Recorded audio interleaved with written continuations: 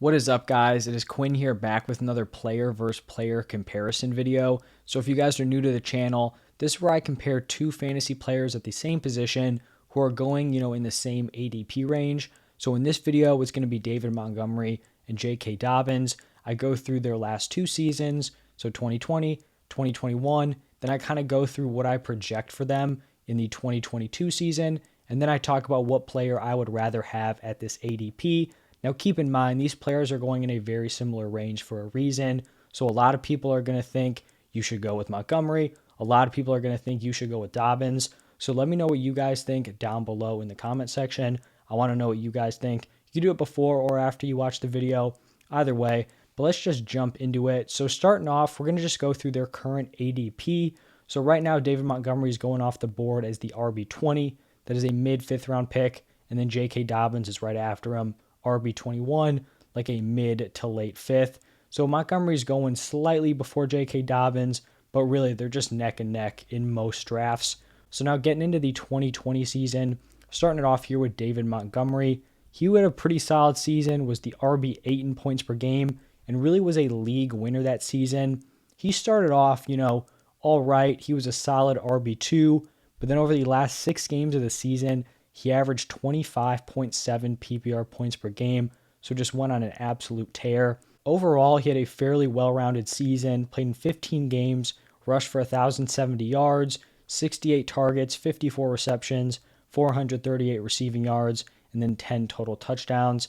He actually had the number 1 opportunity share of any running back, was number 4 in carries, number 6 in targets and red zone touches, number 5 in rushing yards and receptions, and the number 4 in receiving yards. So he was up there in a lot of the volume categories, which really speaks to that solid workload he had.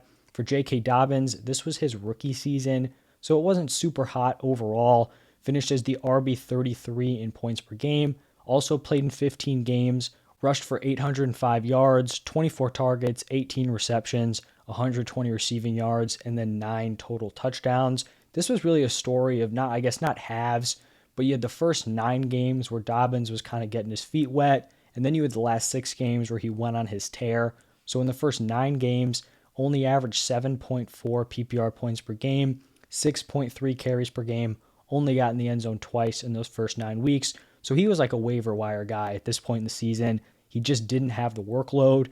He was at best the RB2. At worst, he was the RB3. I think there was one game he had like 1 carry and was completely healthy, like it wasn't a health thing. And then over the last 6 games, he just absolutely turned it on. So he averaged 16.7 points per game. Those carry numbers jumped from 6.3 to 12.8, and he scored 7 touchdowns in those last 6 games. Overall, throughout the entire season, his receiving work was pretty limited. He actually was more involved in the receiving game during the first 9 games. He only had 2 total targets over the last 5 weeks, but on the ground, that is really where J.K. Dobbins excelled. He was incredibly efficient. He was number 1 in true yards per carry, number 3 in yards per touch, and the number 5 in juke rate. That number 3 in yards per touch is also impressive because he really wasn't involved in the receiving game. And then he was also number 4 in breakaway runs, which, solid, number 4. But when you think about it in terms of his volume, that is insanely impressive because he was number 4 in breakaway runs despite being number 33 in total carries. So it really just speaks to his big playability on the ground. Now moving over to the 2021 season, we saw David Montgomery finish as the RB15 in points per game. So he played in 13 games, rushed for 849 yards, 51 targets, 42 receptions, 301 receiving yards, and then 7 total touchdowns. Pretty well-rounded usage here, solid workload, 17.3 carries per game, 3.9 targets per game, number 4 in opportunity share, number 5 in red zone touches. So a solid workload here. He's getting the ball in the red zone, all things you like to see. He really just wasn't elite in any area. He wasn't super efficient. He didn't get into the end zone a ton, wasn't like an elite receiver, but put together like a high-end RB2 season, which is pretty fair for where you were actually drafting him last season. And then for J.K. Dobbins, we don't have anything here because he missed the entire season with a torn ACL. So did not appear in any games. He did that, before week 1. Now looking to my 2022 outlook for these players. For David Montgomery, honestly, it's a little bit tough to project his 2022 season just because we don't know what's going on with this coaching staff. They cleaned house there, no more Matt Nagy. So we have an entirely different coaching staff. They're not attached to David Montgomery. So it's totally possible they view him as the clear best running back. They want to use him as a workhorse, like he's been used the past 2 seasons. It's also possible this shifts into a little bit more of a committee with a guy like Khalil Herbert. Montgomery has been a solid NFL running back.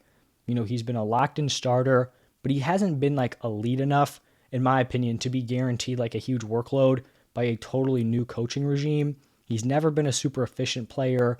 He's averaged 3.7, 4.3, and 3.8 yards per carry. Now, yards per carry is definitely a flawed stat because he hasn't been put in favorable situations. It's not like he's running behind the Baltimore Ravens offensive line like J.K. Dobbins is, but still, he hasn't been absolutely blowing it out of the water. He also is on the last year of his rookie contract, so maybe, do you want to give him a massive workload before you have to potentially re-sign him?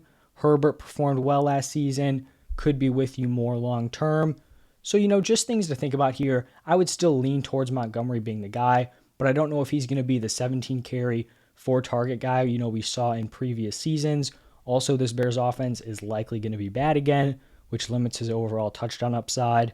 And then also, so just looking at like his realistic fantasy ranges, I'd probably say he's somewhere from like a low end RB1. If he gets that workload, finishes as like RB10, RB11, RB12, that seems pretty decent in terms of points per game. And then like a back end RB2 would probably be his floor. I don't really see a situation here where he like is in like a 60-40 split with Herbert as the 60. I still think he's going to lead this backfield pretty much no matter what. It's just, going to come down to whether or not he's top 5 in opportunity share like he's been in previous seasons. For J.K. Dobbins, at this point in the offseason, you have both, Dobbins and Gus Edwards coming back from ACL tears. Right now, I'm just going to be assuming that they're going to be back for week 1. The timetable lines up. If they didn't, it would be a setback. We really haven't heard about any setbacks with either of these guys. So I'm just kind of rolling as if they're both going to be ready to play week 1. And then we just don't know, like, did Dobbins have the worst tear? Is he recovering, a little bit less quickly than Edwards? We just don't know. So right now, I'm just going to say they're both kind of close to what they were when they left off. So in this case, Dobbins, I'm expecting a similar workload to what we were expecting heading into last season. So I think last season he was like a 3rd, 4th round fantasy pick. But I just think he's a guy who's going to average around like 14 probably carries per game. They're going to be very efficient carries, so they're going to be going for over 5 yards a pop. And he's probably going to put together some decent rushing touchdown numbers. And then he's going to have very, very limited receiving work. So not a lot of upside there in the receiving department. And it's not that he can't be a good receiving back. He can totally catch the ball out of the backfield. It's just not how the Ravens deploy their running backs. So it's not something I'm expecting them to totally change up this season when they've shown for multiple years in a row. That's just not really how they're operating things. So I just think Dobbins has a much lower ceiling, in my opinion, compared to David Montgomery. And so when we're looking at his realistic ranges, probably like a high-end RB2 season would be his ceiling. And that would be if he scored great touchdown numbers, like double digits. And then the floor is probably like a back-end RB2. And that would be if he doesn't get into the end zone a ton. I know he's going to rack up the rushing yardage. It's really just those touchdown numbers. I kind of view him as like a discount Nick Chubb. For Nick Chubb, he's always picked as like a back-end running back 1. You feel confident he's either going to be like RB10 through like RB15. He's probably going to be somewhere in that range, but with competition with Kareem Hunt, obviously in this case it's Gus Edwards, you're never expecting him to put together that like RB3 or higher season because of the competition and the lack of work in the receiving game. So you have Nick Chubb going as like a back-end RB1, J.K. Dobbins going as like a mid to back-end running back 2. I think there are a lot of parallels between those two players. And so now the time where I choose whether or not I'd rather draft David Montgomery or J.K. Dobbins.